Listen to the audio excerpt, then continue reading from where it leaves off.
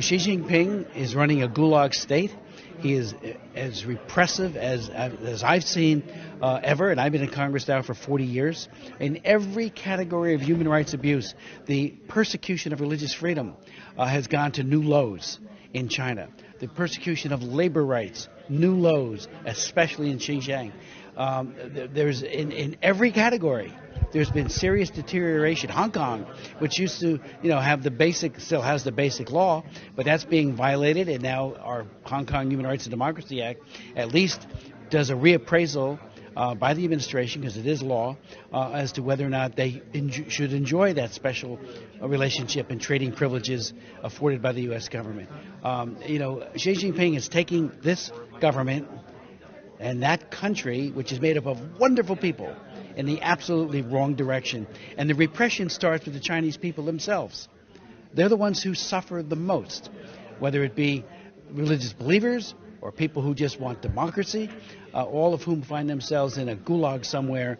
I think that every company that's been enumerated in this report and anybody else that possibly is doing purchases from this region of China has to be on high alert that the United States government is not going to tolerate the use of forced labor in goods that are used here in the United States of America. And we're going to do everything we can to expose these companies that are using forced labor and to stop it from happening. So I encourage companies like Nike that have spoken out and others that are paying attention to what's going on to move quickly and to move deliberately.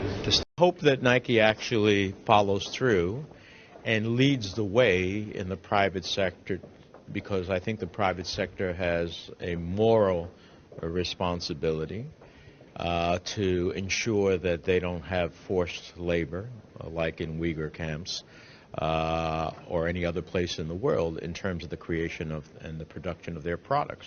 And I hope American consumers will also act out against companies that are proven to be taking advantage of forced labor, and by their purchasing power send a very strong message that American consumers don't want to wear or use products created by forced labor, whether they be Uyghurs in concentration and labor camps or anywhere else in the world. And so I will applaud Nike if they find.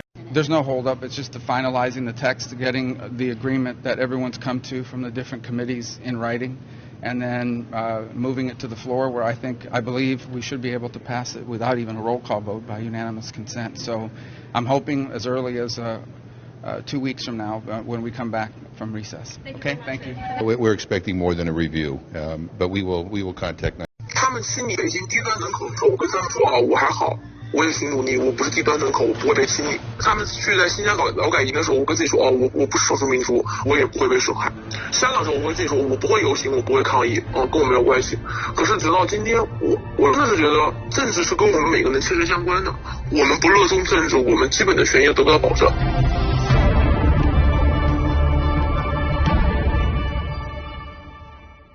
我今年26，我之前是在互联网公司做公关。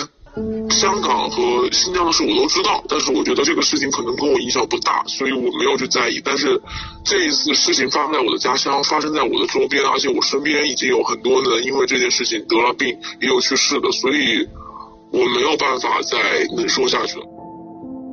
因为我觉得我自己没有那么无辜，我一直在暗处注视，我没有站出来说，我也是沉默了大多数。我用了很长一段时间吧，去跟自己和解。我告诉自己，那我就不做记者呗，我不做危险的事呗，我不想跟着他们说假话。对，我之前的底线是，我不跟着他们说假话，我可以不说话，但我说假话。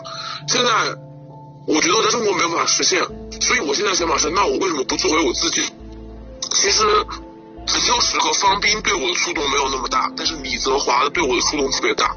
他是一个，甚至来说他是原来是央视的记者，他有非常好的前程，但是他并没有涉及到任何所谓的我们之前认为的政治话题，他只是去拍了一拍在武汉的见闻。现在位置是在，所以他给我的触动特别大，而且他被抓走之前说的那番话，我觉得说的也挺好。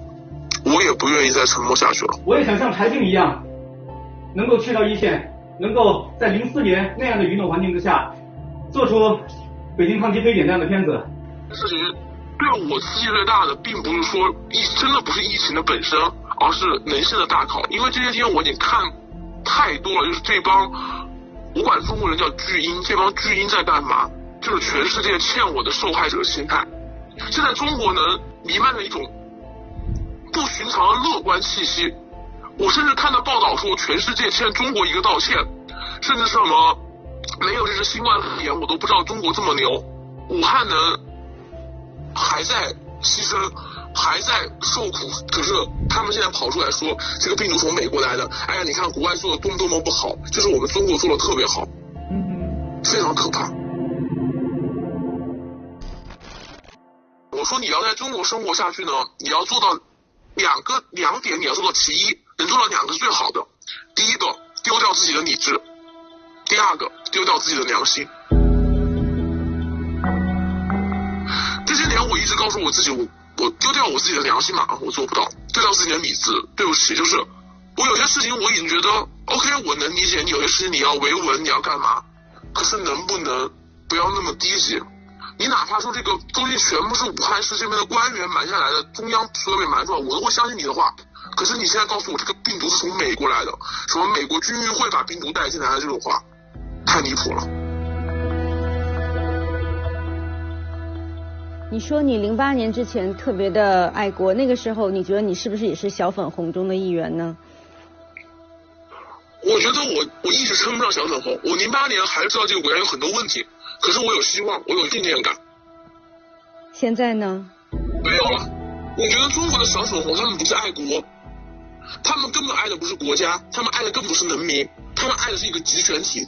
再说一句那个话，我觉得这一代人，因为这一代人不管怎么样，他们还是会觉得好像这边给了我们很好生活。其实所有的小粉红，这帮没有人性的人，当事情没有发生在自己身上，他们永远可以吃着冷血馒头。他们会安慰自己说我们不是那倒霉蛋，而倒霉蛋他身上没有办法。可是当事情不发生在他们自己身上的时候，他们才会觉醒。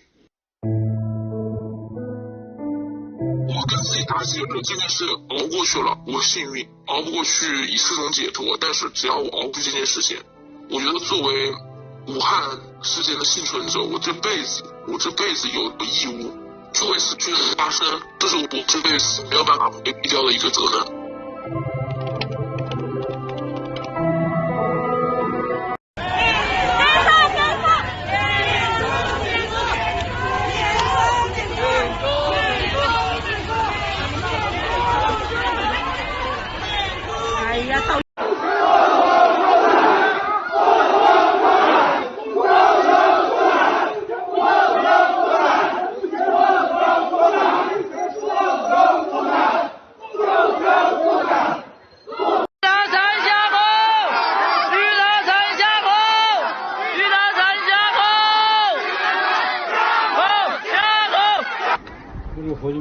大运是老的。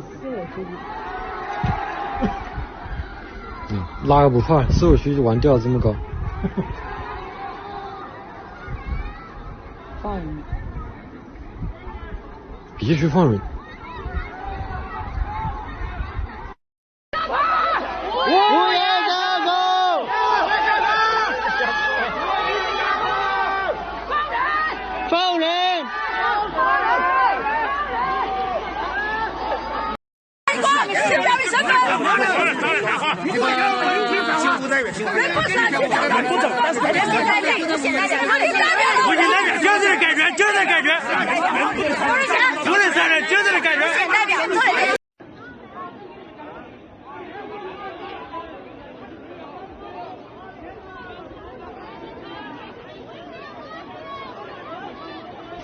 哪个是运动？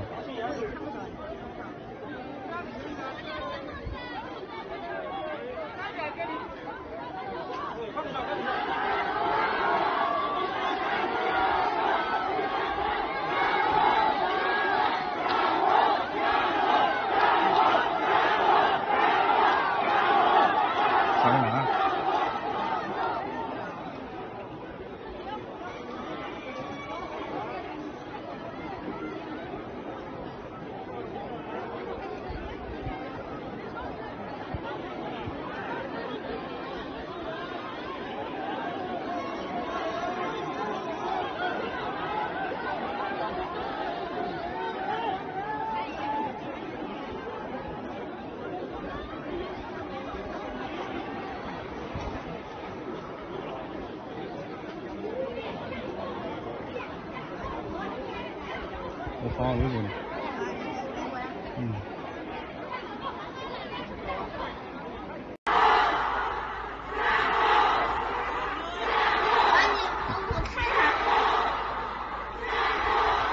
我是城市外出行，你们的问题我全部了解。